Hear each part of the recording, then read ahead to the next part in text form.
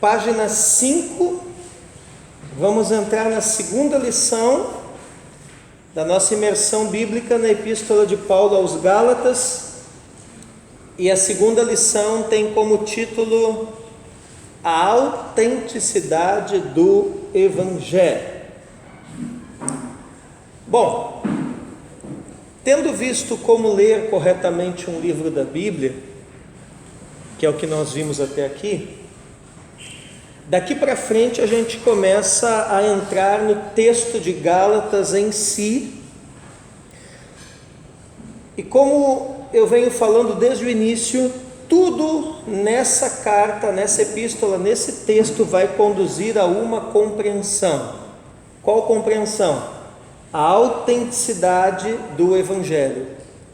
Na sua essência, o Evangelho é uma mensagem autêntica. Amém? Então eu acredito que esse é o primeiro ponto do nosso quadro ali, né? Essência do Evangelho. Evangelho é uma mensagem o quê? Autêntica. Quem vai escrever dali? Vai lá, Victor. Amém? Então pode botar um tracinho ali e escrever embaixo ali do lado. O Evangelho é uma mensagem autêntica. Amém, gente? Um detalhe interessante é que a palavra Evangelho aparece em Gálatas conceituada de várias formas no decorrer da epístola. Então, nessa lição, nós vamos começar com uma síntese. O que é uma síntese, irmão Adonis? Uma síntese é o resumo de um conceito amplo numa frase ou numa palavra. Então eu pego um conceito amplo e vou sintetizar em uma frase ou em uma palavra. Então, nesse sentido, aquilo que Paulo fala aqui em Gálatas capítulo 1, versos 6 e 7, vai nos esclarecer muita coisa. Vamos ler aqui Gálatas 1, 6 e 7, que está aqui na apostila. Vamos juntos. Maravilho-me de que tão depressa passasseis daquele que vos chamou a graça de Cristo para outro evangelho, o qual não é outro, mas há alguns que vos inquietam e querem transtornar o evangelho de Cristo. O que está sublinhado ali? Para outro evangelho. Então, o que Paulo está querendo mostrar aqui? Que o evangelho, na sua essência, é uma mensagem autêntica, e que só existe um único evangelho. Não existe um evangelho da circuncisão dos judeus e um evangelho da incircuncisão dos gentios, mas existe um único evangelho, ok? Que na sua essência é uma mensagem genuína, é uma mensagem autêntica. Vamos falar um pouco dos ouvintes de Paulo. 95% dos habitantes da Galácia eram gente do meio rural, era gente da roça. Galácia não é uma cidade, é uma região com várias cidades, e essa região tem então a maioria dos seus habitantes, uma população camponesa, portanto gente simples, né? Pessoas muito crédulas. O que é uma pessoa crédula? É aquele tipo de gente que tudo que você fala ele já concorda, acredita, não analisa, não tem muitos filtros, né? Então nós vamos ver muitas frases aqui no decorrer de Gálatas que usam palavras, né, que tem a ver com o contexto rural. Então a palavra fruto vai aparecer muito, a palavra carga, né? O que é uma carga, né? O pessoal coloca lá uma carga de lenha, uma carga de feno, alguma coisa assim em cima de uma carroça, né? A palavra fardo, né? O que é o fardo? É a maneira, obrigado, é a maneira como a carga é amarrada, né? Como ela é organizada para ser transportada. A palavra marca né? É aquilo que o proprietário de um determinado rebanho, né? Ele coloca ali a sua marca no seu gado, e os escravos também naquela época eram marcados. Então essas palavras aqui, que também são muito frequentes nos evangelhos, né? Porque os evangelhos também foram escritos para o pessoal, viu, Angélica, de uma região rural, de uma sociedade rural. Então essas palavras aqui são palavras do meio rural, está entendendo, Rafael? Então Gálatas vai trazer uma linguagem associada com o tipo de leitor, né, a quem ela se destina, a quem essa epístola se destina. Isso aqui é uma lição para nós, né? Ou seja, na Galácia, fale como os Gálatas. Por que é uma lição para nós? Porque às vezes nós vamos num determinado contexto e queremos falar de uma maneira, né? Queremos transmitir a nossa mensagem usando palavras, usando ideias, usando frases, de uma maneira que não tem nada a ver com aquele povo lá, né? Então você vai falar para um povo mais requintado, você vai usar um tipo de linguagem. Você vai falar para um povo mais simples, você vai usar outro tipo de linguagem, né? Isso não é discriminação, isso é adequar a linguagem às pessoas que estão te ouvindo, para que a sua mensagem seja compreensível. Isso não é discriminação, isso é bom senso. Tipo Lucas, né? Exatamente, né? Você vai ver, todos os escritores da Bíblia fazem isso. O problema é que muitas vezes a igreja não faz isso, né? Entendeu? Para todos os efeitos, uma outra regra de ouro que eu sempre transmito para os meus alunos é o seguinte: o menos sempre é mais. Jorge aqui, que é um aluno antigo meu, já me ouviu falar isso muitas vezes, né, Jorge? O menos sempre é mais. Então, quanto mais simples, melhor. E eu tenho autoridade para falar porque eu pratico isso. Vocês podem ver que em todo o material didático, por exemplo, de vocês, a gente procura usar a linguagem mais simples, mais acessível possível, né? Eu não fico usando termos técnicos aqui de teologia e coisas assim. Amém, gente? Bom, então esses termos de linguagem, tá, que aparecem em Gálatas, né, estão associados com o meio rural. Você não vê frequentemente em outros tipos de literatura esses termos rurais. Vai ver nos evangelhos, por exemplo, mas isso não é muito frequente em toda a Bíblia, né? Porém é bem comum aqui na epístola aos Gálatas, ok? Então, se você está anotando aí, uma outra coisa que você pode anotar, né? Uma característica marcante de Gálatas é o uso de termos, de expressões associadas ao contexto do interior, ao contexto rural. Amém? Tudo bem até aqui? Perguntas? Ok. Bom, a síntese da epístola aos Gálatas pode ser pensada em termos de dois polos. Vamos polarizar então aqui a nossa conversa, né? De um lado, você imagina a palavra evangelho, e do outro lado, você imagina a palavra lei. Amém? Agora, lei em Gálatas não se refere aos mandamentos em si, mas ao sistema que operava no Antigo Testamento. Então, a partir de agora, eu vou começar nessa imersão a mudar a chave aí na sua cabeça. Mas então quando ele fala de lei aqui, não está falando dos mandamentos, está falando do sistema. O sistema do Antigo Testamento. Então, lei em Gálatas não é algo ruim, é algo bom. Lei em Gálatas não é negativa, e até o fim do dia vocês vão concordar comigo nisso aqui, e muito menos é anulada pelo Evangelho. Amém?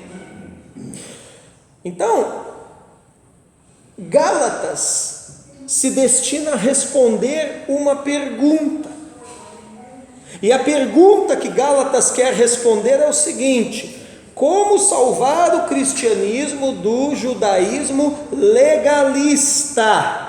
O que está sublinhado ali?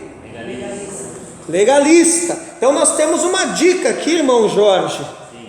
Qual era o problema das igrejas da Galácia, gente? Não era a lei de Moisés, mas era o legalismo.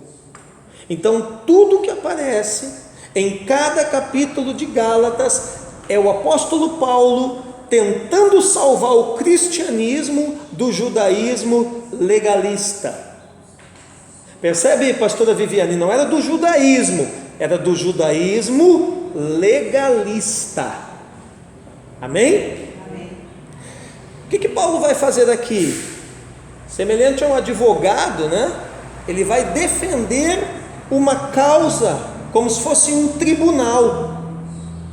Então, todo advogado que vai defender uma causa no tribunal, ele estuda antes, ele monta bem o seu argumento, ele monta bem a sua defesa. Então em Gálatas, Victor, o evangelho vai para o banco dos réus, e Paulo vai defendê-lo, embora mais tarde ele demonstre claramente que essa defesa era desnecessária. Por quê? Porque o evangelho em si é suficiente.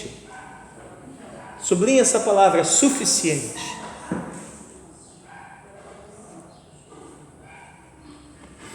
Então, outra característica, outra coisa ali ligada à essência do Evangelho. O Victor escreveu ali: o Evangelho na sua essência é uma mensagem autêntica, e o Evangelho na sua essência é uma mensagem o quê? Suficiente. Então alguém vai ali, bota uma vírgula e escreve suficiente do lado. Vai lá. Suficiente. Amém? Já vão aprendendo a escrever no quadro, né?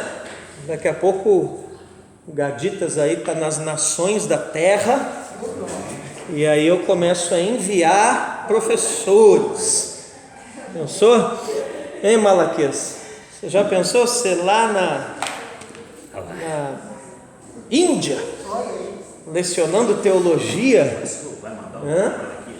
Vou. É de moto ainda. Amém? Tá bom, mas não vou mandar que nenhum mandam por aí, viu? Que o cara vai sem lenço nem documento. É mandar. Não, é mandar com todas as necessidades aí, tá bom? Mas um dia Deus vai me dar essa graça, em nome de Jesus. Então, irmãos, semear escolas teológicas pelo mundo, né? Aleluia. Então, gente, aqui, que época Gálatas foi escrito? Entre 51 e 53 depois de Cristo. Nessa época, o cristianismo já era uma força invasora do mundo muito forte. Aqui, nessa época, o evangelho já tinha saído de Jerusalém e tinha alcançado alguns lugares estratégicos, irmão Joias, como a Samaria, como Antioquia da Síria. Aqui, o evangelho se expandia e crescia. Amém? Está entendendo aí, Miriam? Aleluia. Então aqui o evangelho se expandia e crescia, né? Mas a igreja de Jerusalém, nós até estamos estudando uma matéria, né, Rafael? Atos dos Apóstolos e Cristianismo Primitivo, né? Falando nisso, terça-feira agora, a apostila de vocês de 105 páginas vai estar na mão, para quem é aluno do curso regular. No curso nós entramos nessa matéria agora, e aí sim nós estamos viajando por todas as igrejas do primeiro século.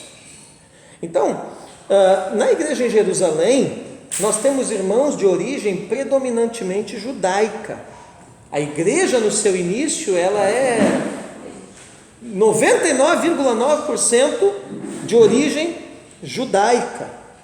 E esses irmãos de origem judaica, lá da igreja de Jerusalém, recebem Jesus, mas continuam judeus. Amém? Então o cristianismo surgiu no meio do judaísmo, mas não tem como você desconectar um ao outro, um do outro. Vou repetir, o cristianismo surgiu aonde?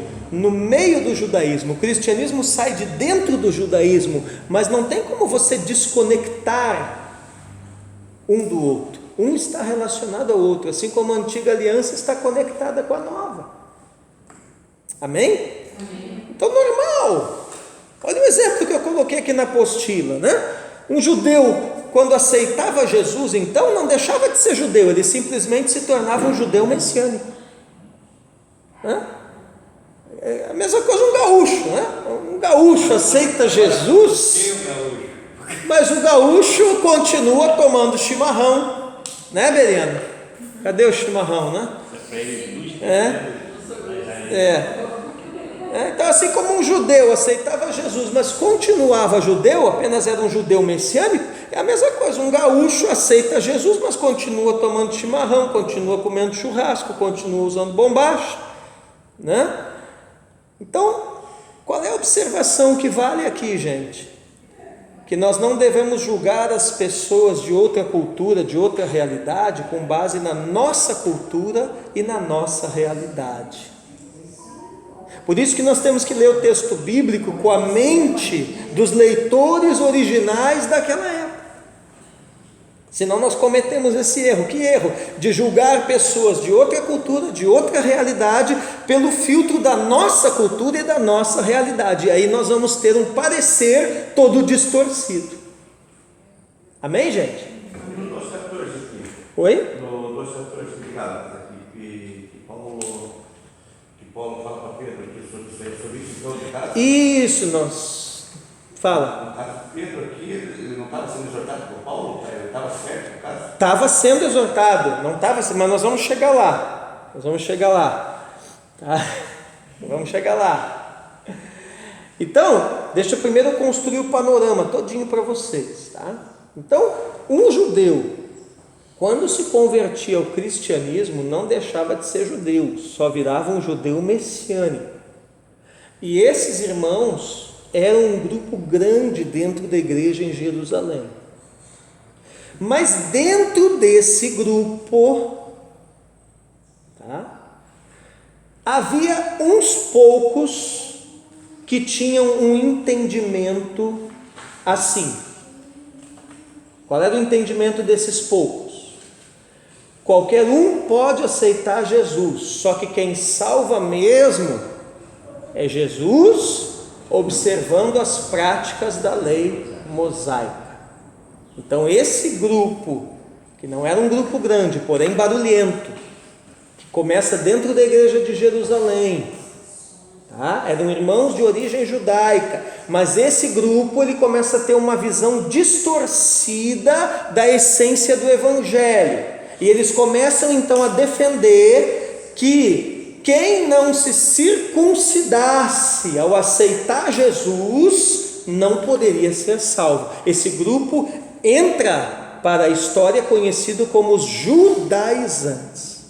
E Pedro ali, agora eu vou começar a responder a tua pergunta, irmão Anderson. Pedro ali é exortado sim por Paulo, mas pela hipocrisia dele, quando os judaizantes chegam, e aí então ele começa a querer se afastar e rejeitar os irmãos de origem não judaica. Tá? É nesse tom que Paulo vai repreendê-lo. Tá? Ele começa a querer praticar aquilo que o judeu ortodoxo praticava, né? De não se contaminar ao comer com um gentio, e nesse sentido aí que Paulo vai repreender. Tá? Mas depois nós vamos ver esse texto com mais profundidade. Eles estavam querendo circuncidar Tito lá em Jerusalém, que o Paulo vai até lá. Isso. Paulo até participa de um ritual de circuncisão também, pagamento de voto, lá em Jerusalém, tá? Mas nós vamos chegar lá, vamos devagar. Então, primeiro nós temos que entender isso, tá? A igreja no seu início é predominantemente judaica, ela nasce em Jerusalém. Os irmãos que vinham do judaísmo não deixavam de ser judeus, apenas se tornavam judeus messiânicos. E dentro desses irmãos surge um grupo pequeno, porém barulhento, chamado judaizantes. E esse pessoal aqui começa a ter um entendimento distorcido da essência do Evangelho. Eles começam a entender assim: olha, tudo bem, é Jesus que salva, mas para você chegar a ser salvo por Jesus, primeiro você tem que se circuncidar e se converter ao judaísmo. E aí eles começam a querer exigir isso dos outros irmãos que vão começar a entrar na igreja, que não são de origem judaica, são de origem gentílica e não tinham nada a ver com isso. E esse barulho que os judaizantes causam é que vai causar o primeiro grande concílio eclesiástico da história da igreja, que é Atos capítulo 15, o concílio de Jerusalém. Ali no concílio de Jerusalém, eles se reúnem para debater e chegar a uma conclusão a respeito desta questão. E foi por milímetros ali que a igreja não sofreu uma primeira divisão, ok? Por causa dessa questão aqui, tá? Agora, se você parar para pensar, tá? Os judaizantes são do diabo, não sei o que, não, peraí, calma lá. Os judaizantes eram irmãos de dentro da igreja. Então nós não podemos também julgar, condenar e jogar na lata do lixo um irmão de dentro da igreja, porque ele está meio confuso aqui, porque era o que estava acontecendo com os judaizantes, eles estavam confusos, né?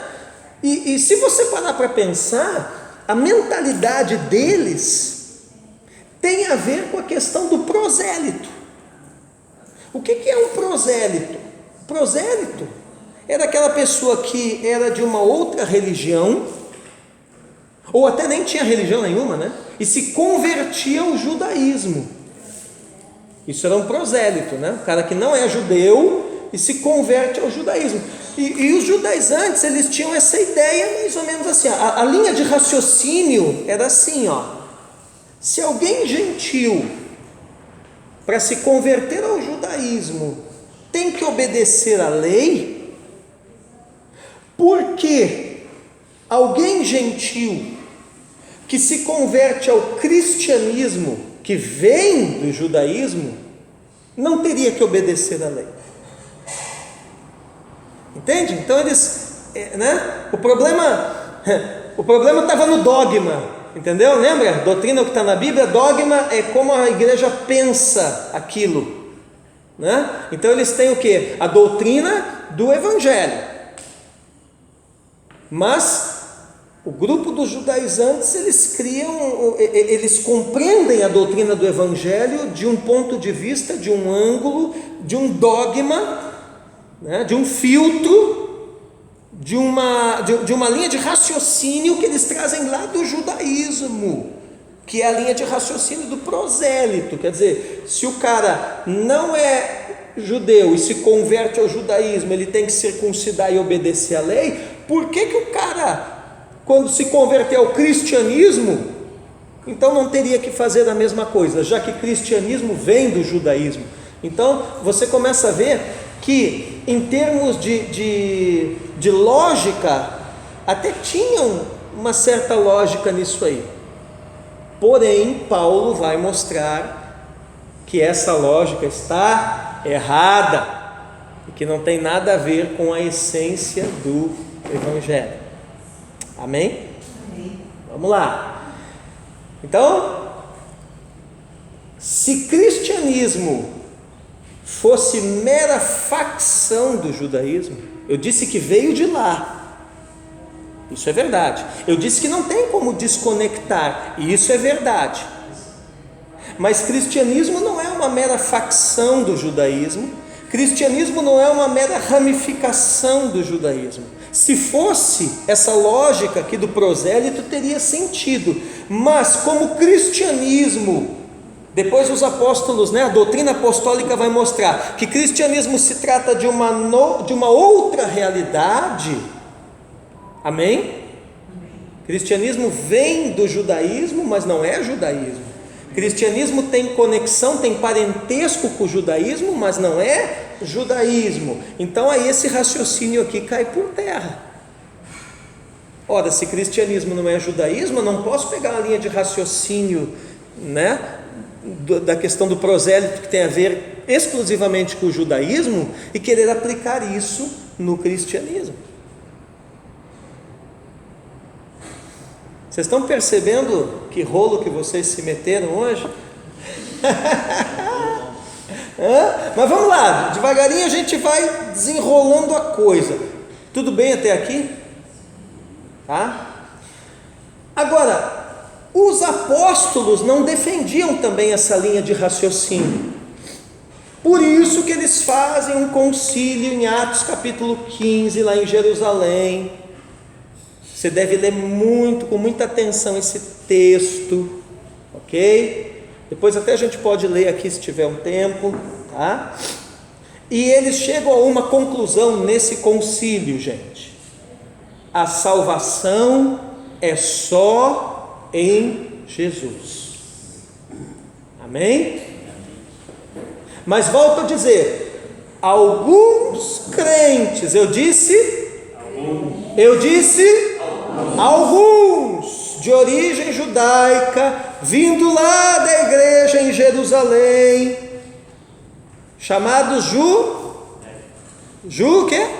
judaizantes, eles continuavam teimando, dizendo: não, a circuncisão é indispensável para ser salvo. Por isso que aconteceu o concílio em Jerusalém. Atos 15, verso 1, vamos ler juntos bem alto na apostila. Então alguns que tinham descido da Judéia ensinavam assim os irmãos: se vos não circuncidardes conforme o uso de Moisés, não podereis salvar-vos. Se você quiser escrever do lado assim, a mensagem dos judaizantes, porque era essa mensagem. Aonde eles chegavam, eles reuniam os irmãos e diziam: vamos pregar uma mensagem aqui para vocês. E eles eram ouvidos, porque afinal de contas eles não eram também qualquer um, viu? Que para fazer esse tipo de raciocínio teológico não é qualquer um, Então era gente instruída dentro da lei, dentro do judaísmo, porém com uma visão distorcida. E aí eles reuniam o pessoal, e foi o que aconteceu nas igrejas da Galácia. Eles reuniam o pessoal e diziam: olha, quem foi que pregou para vocês? Paulo. Que pena. O pessoal dizia: como assim? Por que pena? Dizia: não, porque Paulo prega o evangelho pela metade. Como assim pela metade? Explique melhor. Não, Paulo falou para vocês que tem que circuncidar e obedecer toda a lei de Moisés, além de aceitar Jesus para ser salvo? Não. Aí, não estou vendo? Paulo está querendo enganar vocês. Paulo, bem que eu desconfiava, eles diziam, e o povo ouvindo: esse tal de Paulo é um falso apóstolo, está vendo? Está querendo impedir vocês de terem acesso a vários benefícios. Veja bem, circuncidando-se, além de salvos, vocês vão se tornar judeus, dupla cidadania. Olha só que maravilha! E começava a encher a mente e o coração do pessoal, e daqui a pouco todo mundo lá na Galácia estava circuncidando. Por isso que Paulo começa a epístola aos Gálatas aqui, você vê que não tem nem saudação, Paulo já entra com os dois pés no peito do pessoal aqui, porque ele está irado. E esses poucos, volto a dizer, dentre os irmãos de origem judaica da igreja de Jerusalém, esses judaizantes que eram poucos, eles iam por onde Paulo passava, eles iam atrás, despregando aquilo que Paulo tinha pregado. A gente pede assim, fala assim, meu Senhor, misericórdia, né? Mas hoje aqui em Paranaguá eu conheço um monte de gente assim também. Não pense que os judaizantes sumiram, eles apenas sofreram uma metamorfose, né? Tem gente assim hoje por aí, não só aqui, em tudo que é lugar, né? Você prega essa doutrina apostólica, o cara vai lá e vem despregando, né? Então, gente, vamos avançar aqui, para nós daí fazermos um intervalinho. Esse grupo de crentes judaizantes sabia muito bem que Paulo tinha sido comissionado para pregar aos gentios. Veja que interessante, né? Paulo, o grande rabino, né? De repente, se fosse o Jorge aí que comissionasse ele, né, Jorge? Ia dizer, não, você é o grande rabino, você vai levar o evangelho aos judeus, né? Mas não foi assim que aprove ao Espírito Santo, né? Então, imaginando o trabalho que meu irmão, já era complicada a comunicação. sim, Aí o camarada vai lá, coloca toda uma verdade, como o senhor falou lá no começo, um povo simples. Aí vem um outro cidadão e faz um jogo, você tem que rolar mais longe.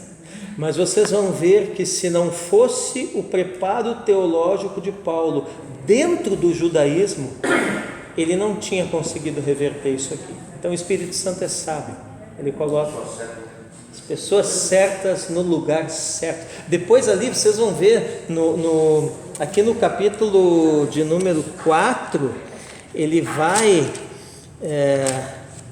quando ele vai falar aqui sobre a nossa filiação em Cristo, quando ele vai falar ali, por isso que eu mandei vocês estudarem Abraão, né?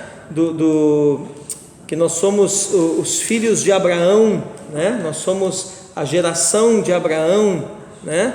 Abraão é o pai dos que creem, né? Ele vai usar de uma sutileza teológica ali tremenda, porque esses caras eles andavam dizendo isso, não, veja bem, né? Nós somos filhos de Abraão, porque nós somos judeus e Paulo vai acabar mostrando que eles não são filhos de Abraão coisa nenhuma, que filho de Abraão é os que são pela fé em Deus, através da graça por Cristo Jesus. Mas nós vamos chegar lá, isso é para tarde, né? Então olha aqui, esse pessoal sabia que Paulo tinha sido comissionado para pregar aos gentios, e aonde Paulo chegava, anunciava para os irmãos, para vocês serem salvos, basta aceitar e confessar Jesus como Senhor e Salvador, ponto. Amém? Simples assim. Romanos 10, verso 9 e 10, olha o que ele diz para a igreja em Roma: a saber, se com a tua boca confessares ao Senhor Jesus e em teu coração creres que Deus o ressuscitou dos mortos, serás salvo, visto que com o coração se crê para a justiça e com a boca se faz confissão para a salvação. Aqui está bem claro, não fala nada de circuncisão, não fala nada de ter que obedecer todos os mandamentos da lei. Agora preste atenção nisso, hein? Nós vamos ver depois. Isso não quer dizer que a lei foi anulada ou abolida. Esse ARC é uma fonte? A RC, Almeida Revista e Corrigida.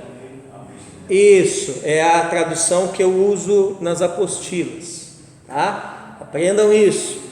Bons teólogos sempre referenciam a fonte, ok? Por isso que as apostilas de vocês têm a referência e lá atrás tem a bibliografia, sempre, ok? Agora, para a igreja de Jerusalém, irmãos, né? Lá para os irmãos de origem judaica, viu, pastora Vera? lá em Jerusalém, primeiros séculos, irmãos de origem judaica, né? Essas questões da lei eram importantes. Tá? Então, em nenhum momento a igreja ensinou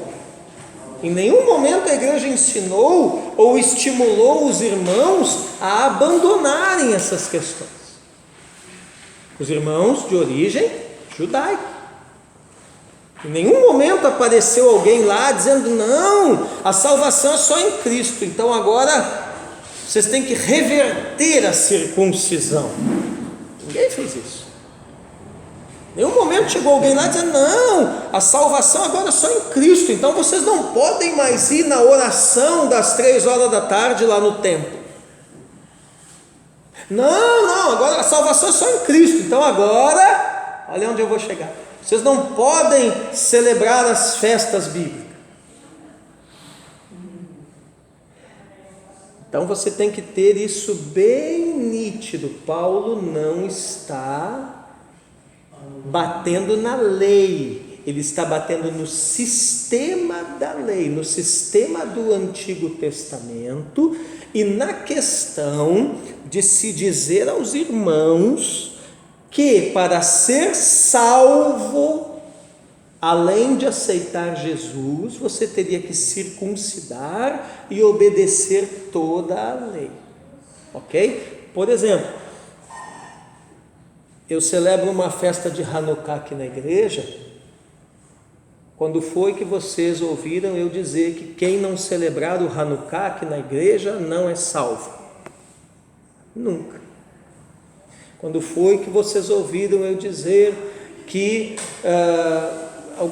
você tem que observar alguma dessas coisas aí para ser salvo? Nunca. Então às vezes as pessoas dizem assim: não, você está judaizando a igreja. Não. Eu estou voltando às origens, às raízes judaico-cristãs da igreja. Melhor celebrar Hanukkah voltando às raízes judaico-cristãs da igreja do que celebrar outras festas que celebra nessa época, paganizando a igreja. Porque tem gente que fica acusando às vezes a gente, de está judaizando, nem sabe o que é judaizar, está judaizando a igreja, mas não fala nada de outras coisas que se faz por aí que paganizam a igreja. Aí ninguém fala, né? Então temos que entender isso. O que é judaizar? Eu escrevi uma tese de graduação sobre isso, um artigo. O que é judaizar? Judaizar, não é eu celebrar uma festa, eu botar um talit ali na hora da oração, eu tocar lá o shofar, não tem a ver com isso. Judaizar é eu alegar que essas coisas são essenciais, necessárias para a salvação de alguém. Além de aceitar Cristo, você tem que tocar o shofar. Além de aceitar Cristo, você tem que celebrar a festa disso, daquilo. Além de aceitar Cristo, você tem que circuncidar. Senão você não é salvo. Se eu dissesse isso, aí sim eu estaria judaizando a igreja. Em nenhum momento nós dizemos isso. Nós simplesmente dizemos o que é o povo com relação às festas bíblicas, por exemplo. Olha, tem uma opção melhor para você celebrar, que tem a ver com a palavra, que tem a ver com o Senhor, que Jesus celebrou lá no caso do Hanukkah em João capítulo 10, que tem a ver com a dedicação. Então, por que celebrar outras coisas e não isso nessa época? É uma proposta. Os judaizantes não chegavam dizendo isso, eles chegavam dizendo: não, se você não circuncidar e não virar judeu, você não é salvo. Entenderam bem a diferença? Ok? Eu acredito que isso vai ajudar a responder para muita gente que tem feito perguntas para vocês. Será que ainda tem gente da comunidade lá hoje? Com certeza. Tem judeu de tudo que é tipo de jeito, tudo que é jeito. Tem judeu até ligado a outras religiões. Tem judeu ateu. Pois não. Não, na verdade é um conceito de princípio ativo de salvação que eles estavam lidando ali. Um princípio ativo pela obediência e outro princípio ativo pela fé. Isso. O Rafael está começando a pegar o fio da meada. Tá? Marca essa palavra na sua apostila aí, princípio. Andar por regras é uma coisa, né? Andar por princípios é outra. Ok? Vamos lá, para nós terminar. Então, nós temos o contexto judaico da igreja na terra de Israel, na cidade de Jerusalém. Nós temos o contexto judaico da igreja em outros lugares do mundo antigo, onde havia a influência forte dos judeus, como por exemplo Roma. Engraçado, né? Porque você lê a epístola de Paulo aos Romanos, né? Você pensa que ele escreveu para os pagãos, né? E não foi. Foi para os irmãos da igreja de Roma, que na sua maioria eram irmãos de origem judaica. Uma das maiores colônias judaicas fora da Palestina, além da cidade de Alexandria, né, era a cidade também de Roma. Depois, se você consultar a história de Roma, teve até um expurgo lá que um imperador fez, expulsou, em determinado momento, expulsou todos os judeus de Roma. Por isso que ele vai trabalhar lá em Romanos 10, que nós lemos, né, essa questão aqui se com a boca confessar Jesus como Salvador, no coração crer que Deus o ressuscitou dentre os mortos, será salvo. Com o coração se crê para a justiça, com a boca se confessa a respeito da salvação. Por que você acha que ele está falando isso lá para a igreja de Roma? A igreja de Roma, vou dar uma dica, ela era na sua maioria composta de irmãos de origem judaica. O que estava acontecendo lá em Roma, que Paulo teve que falar isso aqui? Judaizantes. Esse pessoal já tinha chegado também na igreja em Roma. Entendeu? Então, em lugares onde a influência do judaísmo era muito forte, né? Havia um contexto judaico de igreja. Os santos apóstolos nunca disseram isso, né? Vocês têm que reverter a circuncisão, vocês têm agora que abandonar a lei, vocês agora não frequentem mais o templo. Pelo contrário, né? Você veja uma coisa interessante. Por que as reuniões da igreja eram aos domingos? Porque o sábado era o dia do culto na sinagoga, para os irmãos poderem também frequentar a sinagoga, os irmãos de origem judaica. Por quê? Porque lá eles ouviam a leitura pública da Bíblia que eles tinham acessível em mãos naquela época, que era o Antigo Testamento. E naquela época ninguém tinha assim que nem nós, uma, duas, várias Bíblias, né? Ninguém tinha Bíblia no celular, nada disso. Naquela época, aonde estava o texto sagrado, né? Trancado lá dentro da sinagoga, lá dentro do templo. Lembre-se que o Novo Testamento estava sendo escrito ainda. Eles tinham uma carta aqui, uma outra carta ali, um evangelho acolá e só, né? Então, quando a igreja queria ouvir a Bíblia, né? O que eles faziam? Eles frequentavam o culto na sinagoga, pelo menos os irmãos de origem judaica. Então você está vendo que a igreja nunca rejeitou a sua origem. Amém? Interessante que tem algumas denominações que dizem que o dia de culto lá está errado, que o dia de culto lá tem que ser no sábado e tal, porque essa questão do dia do Senhor no domingo não tem nada a ver, isso é antibíblico e tal.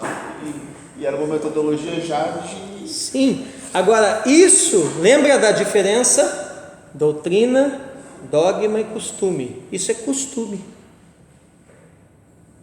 Isso é uma questão de costume. Qual é a doutrina? A doutrina é o que está lá em Hebreus, né? Não deixai de congregar-vos como muitos fazem, né? Isso é a doutrina. Congregar é uma doutrina, né? Dogma é como eu penso isso. E costume tem a ver com essas coisas, com o dia de congregar, com a hora de congregar, com que roupa eu vou congregar, se é uma roupa mais formal, se é uma roupa mais casual. Então, pela falta do ensino, da instrução teológica, e por não saber diferenciar doutrina, de dogma, de costume, é que surge esse tipo de coisa. E me responda claramente, né? Todos vocês aqui sabem, né? Aonde que isso vai parar? Em outras palavras, no que isso colabora para a edificação da igreja? Em nada. A única coisa que esse tipo de questão produz é o quê? Discussões, que mais? Brigas, divisões, dúvidas. Portanto, nós temos o quê? Que batalhar pela santíssima fé que foi dada aos santos, né? Nós temos que o quê? Cuidar de nós mesmos e da doutrina, primeiro para a nossa própria vida e depois para os outros, né? E não ficar nos metendo nessas questões que têm a ver com costumes. Amém? Então os crentes judaizantes, não compreendiam isso. E qual era o costume que eles tinham? Por onde Paulo passava, esse pessoal ia. Por onde Paulo tinha fundado igrejas, esse pessoal ia chegando, dizendo aos irmãos gentios que Paulo estava pregando um evangelho fragmentado, um evangelho incompleto.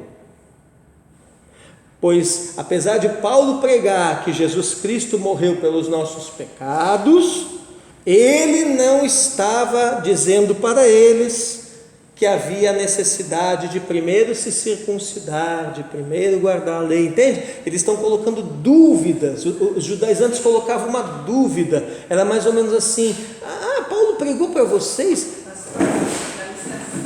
Essa como que está aqui, ó, os irmãos está aberta. Tem um carro aberto, isso. Essa travou aí. Não, fica de olho lá. Mas voltando aqui, então o que acontece? Eles passavam meio que uma suspeita, entendeu? Tipo assim, Paulo, legal, por que você está me olhando desse jeito? Porque Paulo, eu não queria falar, mas